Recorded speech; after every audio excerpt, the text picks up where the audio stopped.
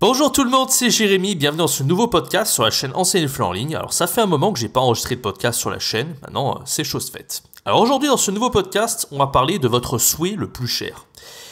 Vous, qui êtes prof de FLE, qu'est-ce qui a le plus de valeur à vos yeux? J'ai souvent parlé de choses sur cette chaîne, j'ai souvent parlé de comment devenir un meilleur prof de FLE, comment s'améliorer en tant que prof, comment devenir indépendant, ne plus avoir de patron, d'être 100% libre, et de mieux gagner sa vie jusqu'à 2 000 € par mois. On va parler de beaucoup de choses en fait sur cette chaîne, mais il y a une chose que j'ai mentionné beaucoup mais qu'on n'a pas vu en profondeur, c'est la liberté géographique. Voilà. C'est votre souhait le plus cher. Je le dis d'avance, c'est la liberté géographique, le fait d'enseigner d'où vous voulez dans le monde, juste à partir d'un ordinateur, le fait de voyager. On va voir ça en détail dans cette vidéo et on va voir si c'est une bonne chose de pouvoir voyager ou pas quand on enseigne le FLE en ligne. Mais avant que cette vidéo commence, je vous invite à rejoindre ma formation gratuite. 3 jours pour se lancer en tant que prof de FLE en ligne sans aucune expérience et en partant de zéro. Donc si aujourd'hui vous êtes un prof de FLE avec une petite expérience, en présentiel par exemple, que vous avez fait votre expérience, vous avez obtenu récemment un diplôme de FLE, tel qu'il soit, vous avez une petite expérience, vous souhaitez justement vous lancer à temps plein en ligne, 100% indépendant, sans patron, en faisant ce que vous voulez, et comme on va le voir dans ce podcast, en ayant la liberté géographique, ou alors vous n'avez pas du tout de diplôme de FLE et vous avez envie de vous lancer par la voie la plus rapide, c'est-à-dire celle de l'indépendance à partir de zéro et sans expérience, je vous accompagne à travers ce programme 100% gratuit. Je donne astuces, conseils, méthodes pour vous lancer à partir de zéro. Si vous êtes intéressé, c'est le tout premier lien dans la description. Alors, pourquoi le fait de voyager déjà, c'est le souhait le plus cher? J'avais fait un sondage où j'avais mis plusieurs propositions. Donc il y avait le fait de voyager, le fait de gagner bien sa vie au-dessus de 2 000 € par mois, le fait d'avoir les élèves, de choisir les élèves qu'on veut. Enfin, il y a pas mal d'avantages à être indépendant. Mais ce qui est revenu le plus, c'est le voyage. Voilà, à 50%, vous aviez voté pour cette possibilité-là. C'est ce qui fait rêver le plus les gens. C'est quelque chose qui est vraiment intéressant. Et voilà, on n'a qu'une vie de toute façon, voilà, c'est fait de profiter ou pas. Alors déjà, je vais donner mon avis personnel. Est-ce que je trouve que c'est une bonne chose, le fait de voyager ou pas? Vous savez, j'ai rencontré des gens, même encore pas plus tard qu'hier, il y a une fille que j'ai rencontrée qui m'a posé la question, qui m'a dit, certes, tu es prof de FLE en ligne, etc., c'est cool, mais pourquoi tu fais pas ça juste en France? Enfin, pourquoi t'as décidé de voyager? Pourquoi tu fais pas ça juste en France et puis c'est tout? Pourquoi tu as besoin d'aller, comme j'étais l'année dernière, à Taïwan pour faire tes cours de FLE?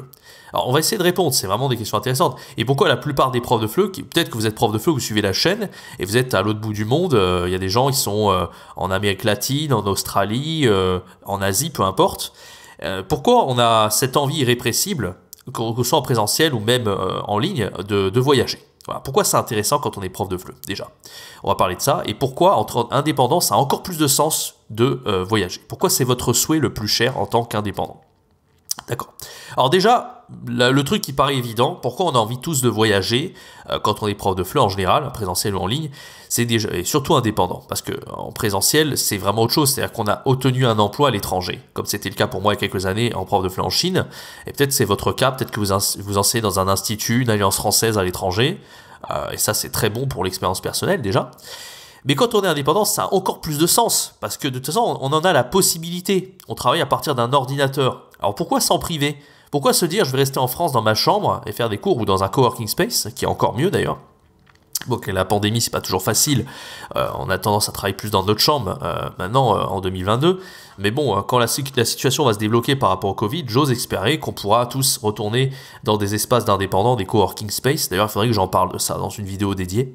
Ça serait intéressant d'avoir l'espace de travail, le bon espace de travail pour les indépendants. Parce que c'est vrai que travailler dans sa chambre, c'est pas toujours facile. C'est un sujet de vidéo où il faudrait qu'il faudrait que j'aborde. Laissez-moi dans les commentaires si ça vous intéresse de parler de comment travailler efficacement en tant qu'indépendant, d'avoir le bon espace de travail, etc. Bref, c'est pas le sujet de cette vidéo. Donc déjà, voilà, pour voyager, on en a la possibilité. Alors pourquoi s'en priver? Quand on est indépendant, ça a encore plus de sens, comme je disais. Avec un ordinateur, c'est tout ce qu'il nous faut.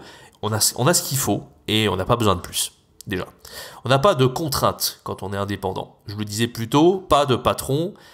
On peut choisir les élèves qu'on veut, les horaires qu'on veut, pour enseigner à quel moment on veut, etc. Donc même s'il y a un décalage horaire, par exemple, on peut ajuster le temps, les élèves qu'on a. Donc si on a des élèves bien sûr où le décalage horaire nous pose problème, on peut choisir la clientèle qu'on veut. Donc on n'est pas obligé de continuer avec ces élèves-là. Donc évidemment, si on a envie de continuer avec des élèves très fidèles, il va falloir faire des concessions. Moi, j'ai pas été prêt à faire ces concessions-là à Taïwan parce que quand je suis parti, j'avais beaucoup d'élèves américains en Europe, mais quand je suis arrivé à Taïwan, ça faisait des horaires pas possibles, surtout même les Européens d'ailleurs. J'aurais dû enseigner la nuit à 3 quarts d'heure du matin, et puis là j'avais déjà des petits problèmes comme des tremblements de la paupière parce que je restais trop devant l'ordinateur. Donc j'ai décidé de pas enseigner la nuit. Mais voilà, c'est pas grave parce qu'après j'ai dû retrouver de nouveaux étudiants, des Taïwanais, etc. D'accord? Donc c'est à vous de voir, mais en tout cas vous avez cette liberté, une grosse liberté sur tous les plans et la possibilité de voyager. Alors voilà, pourquoi s'en priver? Il faut vraiment saisir l'occasion. Alors moi, le deuxième point que j'aimerais aborder dans ce podcast, c'est l'inspiration. C'est quelque chose qu'on a tendance à oublier parce que l'inspiration, elle vient pas toujours entre quatre murs, enfermé dans une chambre et toujours voir, pas voir plus loin que le bout de son nez. C'est-à-dire, voilà, je suis à côté de, je sais pas, moi je sors, je vois toujours les mêmes bâtiments, les mêmes personnes, etc. Enfin, le fait d'être inspiré, c'est aussi de la nouveauté. C'est aussi d'être en dehors de sa zone de confort, de voir des choses nouvelles, ça nous aide à avoir plus d'inspiration. Et moi, je trouve que le métier de prof de FLE, c'est un métier où on a besoin d'être inspiré. C'est un métier où on a besoin d'avoir de nouvelles idées constamment, de se réinventer, de trouver des nouvelles idées, de ressources FLE. Par exemple, si vous créez vos cours vous-même, vous avez besoin de trouver de nouvelles idées à chaque fois. Mais même quand vous répétez d'un cours à l'autre, le cours de FLE ne sera jamais le même. Un jour, vous allez faire un cours de FLE qui va être plus grammaire, l'autre jour plus phonétique, etc. Bon, bien sûr, on fait tous les niveaux de compétences en cours, mais on a quand même besoin d'inspiration pour trouver de nouvelles idées. D'accord? Même si vous récupérez des nouvelles ressources, il faut un petit peu s'imprégner de tout et peut-être ça va trouver des ressources que vous utilisez. Par exemple, moi j'ai beaucoup utilisé les ressources de Flippies, de Abdou. Et ça m'a aidé à trouver de nouvelles idées pour me faire mes propres cours de FLE. Donc voilà, l'inspiration c'est quelque chose d'extrêmement important. C'est vrai que quand on est prof de FLE, hormis le fait que voyager c'est très agréable, on a envie de rencontrer de nouvelles personnes, d'apprendre une nouvelle culture, une nouvelle langue, etc. On a quand même cette inspiration qui jaillit. Et voilà. Ce qui complète l'inspiration, le fait de trouver de nouvelles idées pour faire nos cours, c'est aussi la culture générale. Parce que moi, je trouve que c'est vraiment inhérent au fait d'être prof de FLE que d'être extrêmement ouvert d'esprit et de s'intéresser un petit peu à tout. Et plus vous aurez une grosse culture, et plus vous allez intéresser vos apprenants. C'est quelque chose d'indéniable. Moi, souvent, je vois que les apprenants, quand je leur... Bon, bien sûr, vous enseignez des choses sur la langue française, donc si vous avez une grosse culture sur la langue française, c'est très bien. Mais l'apprenant, il ne s'intéresse pas qu'à la langue française. Vous pouvez parler de n'importe quoi, du monde, de d'autres pays aussi. Si vous avez des intérêts en commun, c'est très bien, bien sûr. L'apprenant est aussi, quelque part, votre ami. Mais voilà, je pense que le fait d'être ouvert d'esprit, d'avoir une grosse culture générale, et d'être ouvert un petit peu à tous les sujets, même des sujets qui sur le papier qui ne vous intéressent pas forcément. Si ça intéresse votre apprenant, si votre apprenant il est passionné d'équitation, même si vous y connaissez pas grand chose d'équitation, mais vous avez entendu, je sais pas, une fille qui vous parlait de ça, qui vous dit voilà, l'équitation c'est ci, ça, peut-être que vous arriverez à un petit peu vous intéresser à ça, et si votre apprenant, il vous en parle, là vous allez avoir un cours de FLE un peu plus intéressant. Voilà, donc la culture générale, pour moi, c'est quelque chose d'important et le fait de voyager vous donnera plus de culture générale et vous donnera de la matière, en fait, pour vos cours de conversation de FLE pour qu'ils soient encore plus intéressants.